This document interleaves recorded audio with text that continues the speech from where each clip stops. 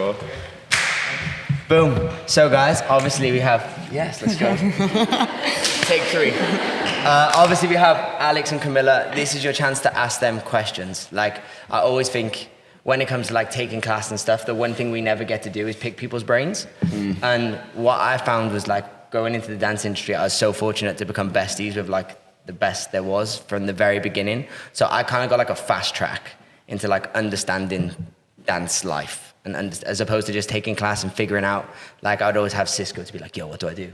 Or John, and they'd like advise me. So for me, I don't just want to like train your bodies on dance. I want you to be able to kind of not only be inspired, but be educated. And I personally think there's not really better people to be educated from, because, you know, especially at this current time, like they're doing really, really well as creatives and as dancers in this world. So please use this opportunity wisely.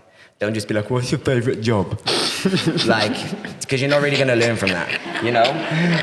But you know about that many times. You know all the time, what's your best job? What is your first job? Like, use things that are going to like carry across, like use tools, find skills. This is your time. So if anyone has a question, please feel free to shoot your hand up. Go. What was your transition like from performing to being creative? So I'm going to repeat that just for this. What was your transition like from being a performer to a creative? It was your class, so you answer that question first. I don't know. You answer that. Oh, yeah. So I think it started by asking a question, because I had thoughts in my head. I was like, oh, I really want to create. And I kind of choreographed since I was really little. So then I took Galen Hook's intensive, and I asked exactly the same question, but I said, like, what was the moment that made you think that you meant to do something more than just dancing, or, you know? And she told me the moment she stepped into someone else's classes, or she did the job and she heard the song and the choreographer did it his way and she saw a different vision to it. And I was like, oh, well, I didn't have that yet. So I waited, and I think when COVID happened, I took time to myself a lot more, and I discovered more of my movement. And yeah, that break from dancing and stopping helped me to just sit in my own and start creating. That's what you asked. You didn't ask for in the industry, right? When people started asking me. No. You just asked as an individual. Yeah. When I was by myself in my room with a wall and a mirror. That's when I started creating and listening to the music differently. So yeah, COVID. Yeah, I think it's the same situation here. I was going to say the same thing about the when you put it in that way, but I think when the way I heard it, it's basically the moment you start having an opinion on stuff, the moment you have an opinion on things, that's when it's our duty, I think, to do something about it. Otherwise, if we're going to complain, or we're going to, not saying complaining is a negative way, or you're just being negative about what you're doing, but the more you have an opinion on something that is you're learning or you're seeing, I think that's our duty then to go, okay, then, well, I'm going to do something about it for myself, and then maybe it might read on, but instead of just standing there, keep on talking and having an opinion and nothing's moving. Or judgment. Yeah, or waiting for someone else to take the role to do it. Maybe that's your duty to take the role and go, that's where it came for me. I had an opinion and I thought, I'm going to start creating, and we did it from so young. And it just carried on. It's a skill set you learn. It's not easy, but you get better and better at knowing how to create and what you want to create. But you got to start somewhere. So I think the more you have that, it's a good choice just to practice and have fun with it. Yeah, for sure. Sweet. Good question, though, bro. Go, guys. What are your tips from, obviously I'm still in training, but like, what are your tips from when people like graduate and they go into work and they're sort of on their own, and you have to,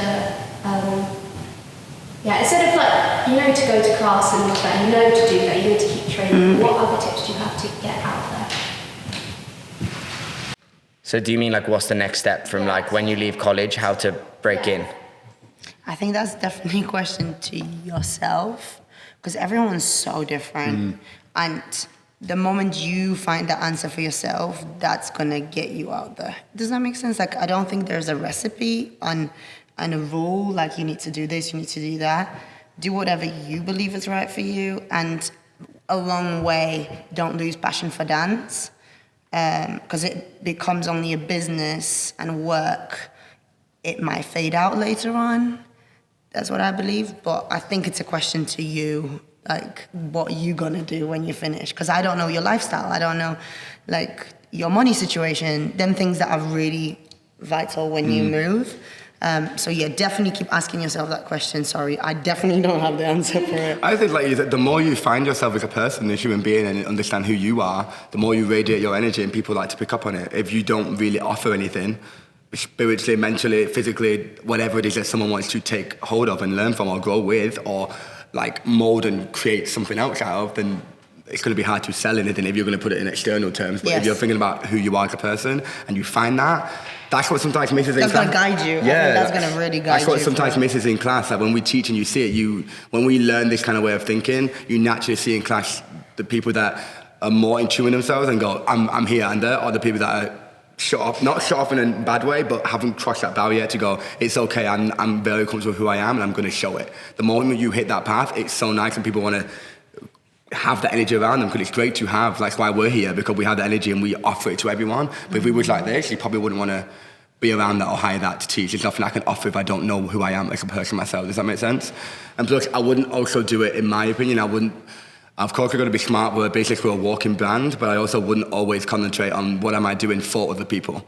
Make sure whatever you're doing, you enjoy doing it yourself. It's a passion of yourself, and it will grow, not because of other people's opinion, because you just simply enjoy it. And then it will take hold, and I can't promise it will take hold, but you won't concentrate on that if you enjoy it anyway. It will just naturally will fold into wherever it's supposed to go. Does that make sense? Yeah. You had one? Sorry. When you broke into the industry, is there anything that like came sort of, not a shock, but like a reality check, something you weren't expecting before, like actually? That's a good question, I don't know. Oh yeah. What do you think? I'm looking at you, I was like, hey, what do you think? I remember, no shade, I remember thinking, why am I better than these? And they've been doing this such a long time. And I was this arrogant little 18-year-old being like, and he was the same, because we used to actually... I was worse. Me, him and his brother would be on the train being like, they're whack. Why are they doing all these jobs? We've just roasted them.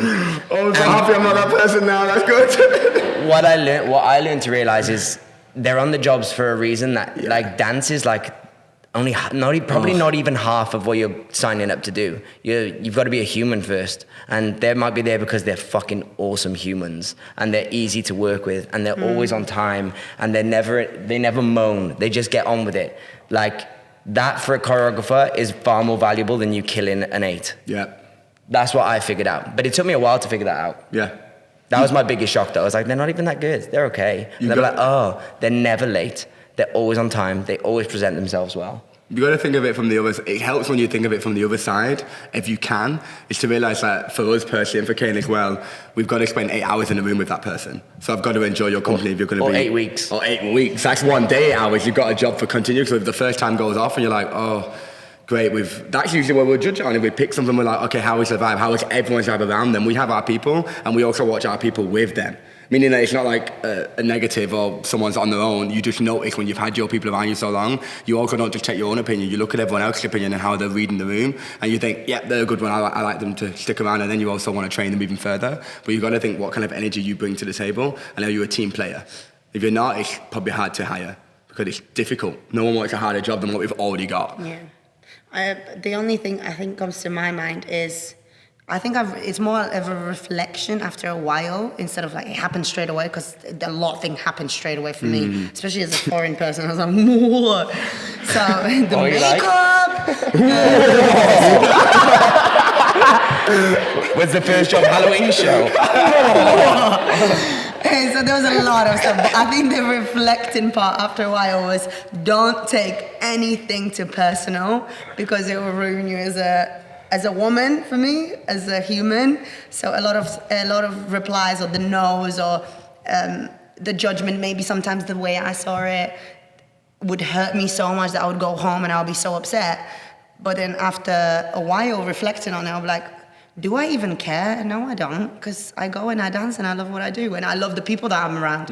So then that is the most important. Do you know what I mean? So the no's didn't really count to the bigger picture that was there. So I think the reflection on don't take anything too personal, treat yourself as a business, and there's a no, and you move on and you do your job like we do in classes, you know what I mean? So yeah, that was I'll add on to that due to the fact of what you said about it. When you take things personally, it's a hard thing to be around. This industry is not easy, so I think it's also important to find your moments where you can get away from the noise, we have our own place outside of everything. So we come in, we do our job, we get out, and we make sure that we do other things, we talk about other things, we read other things, we concentrate on ourselves, we don't just think dance. It's a lot to do. So don't try not to always just focus on that. Too much of that is also unhealthy for my sake as well. Take yourself out of it and just find yourself at the same time. Does that make sense? It's a balance you've got to try and find for yourself. Have you ever gone through a phase of constantly comparing yourself to the dancers, or like changing the way you dance to try and be better? And how do you I mean, I think that's a woman conversation. Oh yeah, for sure. I mean, it wasn't as heavy because I'm a lot older now, but it wasn't as heavy as it is now, I believe, because I teach at college and I see it and I have conversation with women, mostly with women. And the Instagrams, and you compare yourself because it's so easy access to check how other person looks or what they do, or if they did their lips or if they did their face, or so you compare yourself all the time. It's a definitely Or their teeth. But they do it because they have a reason to do it for themselves. So who are we to say what they should be doing or what they shouldn't be doing, or who? Like I don't believe comparison will get you any further than anxiety, feeling really low about yourself, low self-esteem, spending time on Instagram more, you know what I mean? Because it's kind of an addiction, sorry. So yeah, of course I definitely had that before. But happens even with now. age, I believe with age and with the right mindset and rewiring your brain why you do it and asking yourself question, why are you picking up the phone, why are you checking someone's Instagram, why are you doing these stuff, you might find different answers and it'll be stronger for you than to stop it. Do you remember, I don't know if you've ever heard of a guy called Jay Shetty. Has anyone heard of Jay Shetty previously? Well, I can't think too much to explain about him, but there was a saying he did at the same time, which I'll link onto that when you said about the phone. And I still suffer it now. I even talk to my friends, I'm like, Alex, get off the damn phone for a second. Do something else, watch a podcast, read a book, do something else.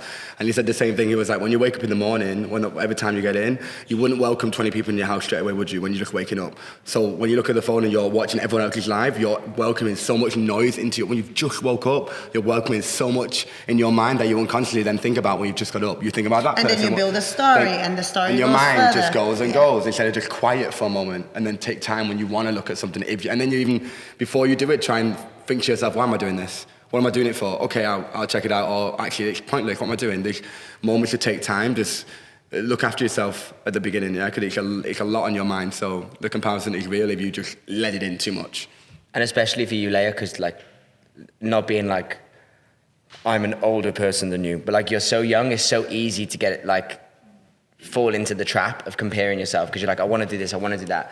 And the older you get, and if you are older, you'll know the more you learn yourself and the more you know what actually brings you real value as opposed to this social value. We have this thing where we want everyone to like us, but do you like you? And as soon as you figure out that you like you and what you like about you, you'll kind of stop caring about what other people think. And you'll start doing stuff for yourself and not for others. Because as a younger person, I always remember being like, I'm going to do it for me, but I also want to make sure I impress Kamilla and Alex and Rowan and John. Whereas now, when I create a combo, I'm not creating it for all of you. I'm creating it because I like doing it. There you go. And that's relatable for all of us because we all dance. I don't choreograph to make you all happy. I choreograph because I love dancing. And if you like it, then win, win, win. Right? Mm-hmm. If you start thinking that way, I think that will help everything. You start You start choosing what you want to listen to. You start choosing opinions that you go, okay, I'll take a second and listen to what you're saying. Not that everyone's wrong, but sometimes you can listen and walk away and go, okay, that doesn't resonate. But I have a circle of friends that when they tell me something, my ears are open because I want to learn. But everyone's got an opinion. It doesn't mean I'm going to let everything in. It's too much. It's too much. And like we say, just start with rewiring your brain slowly because it's something that we've been used to. A phone is, you guys been used to it for, I don't know how long you've had a phone, maybe 5, 2, 3 years. So it's not addiction, I don't want to go so deep, but it's something that you're so attached to that disattaching yourself and rewiring your brain to do something different is going to be hard. It's something that you just have to go, do I want to do it? And ask yourself questions then. Do I want to do it? Yes, I want to have a happy morning. Put it to the side and keep on practicing the same thing over and over again, because it's not going to happen from one day to another. You know what I mean? Like, I'm not going to tell you, I found myself and I don't compare myself to anyone. You know what I mean? There's time that I go, oh, and then I'm so quick I've rewired my brain so quickly to go, there's no need. Do you love yourself? Do you love this about you? And it's a very slow process, but I do believe it's worth it. Or you have people around you that will tell you that It'll help and ask you that question. There's no need. What are you doing it for? They'll ask you a why instead of what you're doing. It's why you're doing it. And then you'll answer it yourself and go, yeah, it doesn't matter. Let's move on. And you just carry on your day. Make sense? Own journey though. That's a deep talk for where people are at. So it's completely fine. It's just where we're at as a person. When you're on a long contract and you're doing the job, is there a certain way that you structure training around doing that job so you're not knackered for the evening show? So Ross has just finished a UK tour, so that's why he'll ask that. So Let's go around. You're like, I'm tired. I'm tired. Well, welcome Link from Hairspray, everybody. So you're talking about So you're telling me during about it. during? Yeah, so when you're doing like a tour and you're traveling weekly, Yeah. and you've got evening shows, Yeah. shows in a week, say, how do you structure, like maybe say go to the gym or say I'm going to work on some foundations, or is there a way that you do that? Yeah, 100%. I mean, the tour show, it's like sometimes 10 numbers. If I did nothing, I mean, I'll probably be knackered on that stage. I mean, that's me. That's how my body works. And we're fortunate enough when we tour, we're in hotels that have gyms or saunas or swimming pools. I love gyms, so for me, it's not hard to go to the gym. So I'll definitely do a workout at least 3 times a week. If I have 3 shows a week, it depends what artist and how often you do it. There's so many things that goes with it. But I'll definitely go to the gym like 3 times a week. It depends on what time, because I travel and you can be on a tour bus, then you wake up, you have to have that sleep. So you just have to really listen to your body and go, can we do it? Yes, we can. Don't let too much of a story in your head. Like, no, maybe rest today, maybe rest tomorrow, maybe rest after that. I definitely train. I love training, and eating healthy, it helps as well. Especially for those of you in college, like I think you need to focus more on your dance. And I think if you put all your time into your training as your artist side, as opposed to just I'm going to go to the gym and do cardio. Like you already do cardio, you dance all day. Like, so when I was touring, like the job I was doing, I had to look a specific way. So I had to go to the gym every day to maintain the aesthetic of what the job 100%. required. However, then is that going to be a detriment to your training? If you're putting more effort into going to the gym or getting fit or taking like maybe a class which you're not already invested in at college, like that's actually doing a detriment to you. Because like I got to a point where I was going to the gym, and maybe the girls won't relate so much, but like you'll gain muscle and then it actually makes your dancing worse. You know what I mean? Or you're too tired then to focus on doing your ballet class at 8 a.m. because you've done a full day's training the day before, and then you're like, I'm gonna go to the gym and do CrossFit as well. And then you come in ballet and you're like dog shit. Like prioritize your dance, because at the end of the day, no matter what happens, you want to be dancers. And that's the priority I think that you always want to keep in mind. Yeah, it's good, because women are definitely, I mean, everybody is so different. My body is definitely different to someone else's. Someone else's body is different to someone else's. But just listen to your body, what it needs. Like you said, with the aesthetic, we on stage were wearing literally nothing, but we had tiny knickers and a bra. And for us, I want to be... Same. You can relate. Yeah. So for me, I want to be strong, because it's also hot out there. We're going to Mexico where it's really high altitude. It's like you have to have a fit body. So just listen to your body, what it needs. Don't do it because you go, oh, I see a little bit of fat there. That's not the reason why I'm going to the gym. Just, find your reasonings. Me and Jake talk about this a lot. If you look at all other sports, they have seasons. So a footballer has a season, basketball player has a season. Yeah. So they have their time when they're performing and they're in season, and their training is probably like, as in like going to the gym or strength training. It's not to build strength, it's to maintain, and it's to prevent injury. And then in the off season, what they do is they get stronger, they get faster, they get more powerful, so their training changes. We don't get an off season. We just on it all the time. We're on it all the time. And you might think you've got a week off, and then you don't. So you don't have always the time. So it's about structuring it smartly. And I would always say, think of doing like injury prevention as training and performance training over aesthetic training. If you put health and performance first, aesthetics will be an example of that. Like that'll be a byproduct of what you're doing. If you put aesthetics first, what normally happens is your health and your performance goes down. So prioritize them over aesthetic, I think. Yeah. One more. Prevent injury, 100%. I definitely do that. Tess. Do you feel like you have like a quote or a motto or an opinion as a performer that like really transformed the way that you trained or performed, or you might not, but just like anything? If you ain't grooving, you ain't moving. My guy. My guy. I got nothing else. What Tina London always said, I don't know. What did she say? don't get ready, be ready. But these like people that I looked up to when I was younger as well, and she was on Dance. I mean, you had her as well, Tina London. I mean, she was a judge in our TV show, and we had a workshop with her, and she always said, don't get ready, be ready. And when she said that, I was like, so simple, but oh my God, yeah.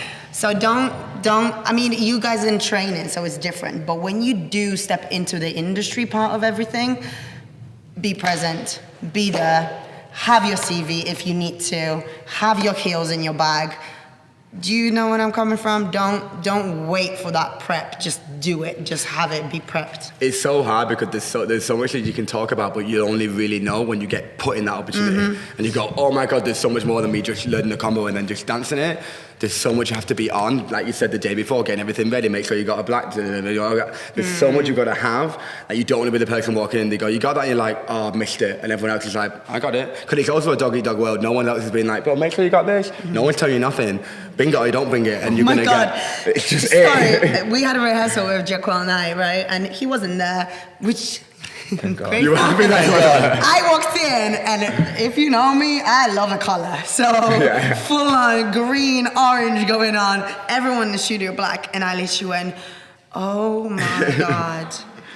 The way I ran to Primark and I got all my black stuff in These that things moment, they don't teach you that you have to just do. but you have to be flexible. You can't have the anxiety and go, oh my God, what do I do? You just figure it out. So don't take it too deep. Just go, let's figure it out. Well, what can I do? Primark, great, cheap. Okay, I'm not eating breakfast today. No, I'm joking. But you just save money not for joking. that.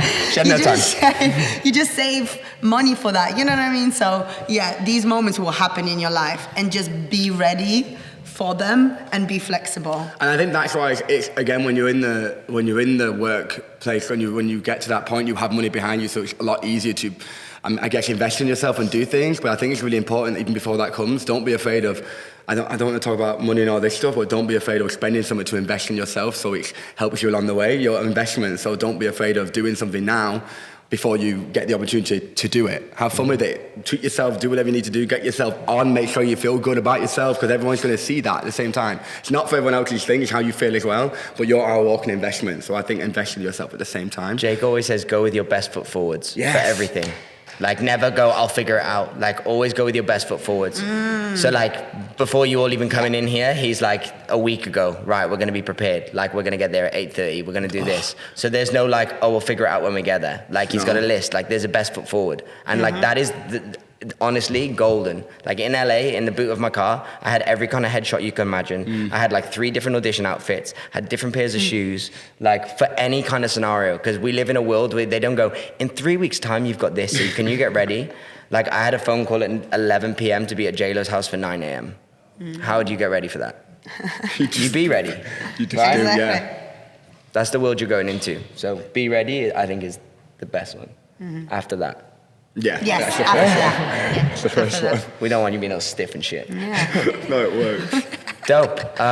So thank you so much. You guys are great. Let's take a few minutes. Go and get ready, and then Alex is going to roast us all. Be ready. Don't get ready. Stop. Sweet. Let's go. I'll give you that few Well done, minutes. guys.